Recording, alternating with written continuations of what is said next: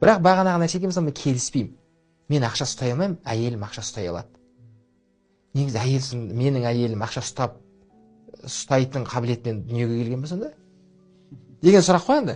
Ол дүниеге келгенде онда қабілет болған жоқ, ол уақыт өте үйренді ғой. Яғни мен де үйрене аламын оны деген сияқты ғой.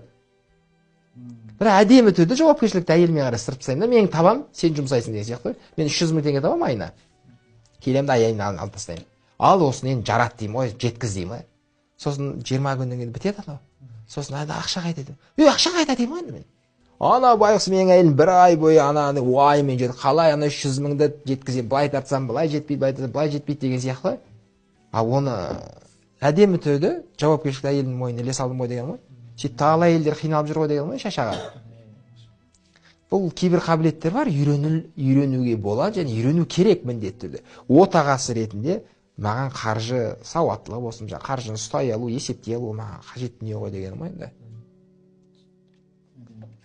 Ал енді маған темпераменттер қатысты бұл менің ойым, бұл құндылықтарына, өзінің таңдауына, өзіне байланысты жүрген жағып тұрса, иә. Екі пысық адам үйленсе, екеуі быт-шыт болады.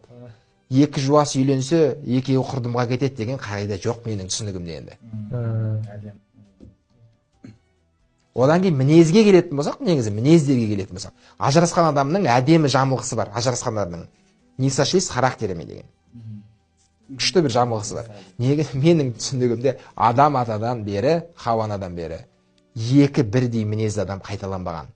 Бұл уникальность қой, әрбір адам уникальный ғой. Бұл Алланың шеберлігі деп түсінемін, жаратылысындағы. Бір адамды екі нұсқамен қайталамайды Алла Тағала. Бір үйдің 4 баласы бір-біріне ұқсамайды. Ойлаңыз. Егіздер бір-біріне, үшемдер бір-біріне ұқсамайды. Құдайдың құдіреті.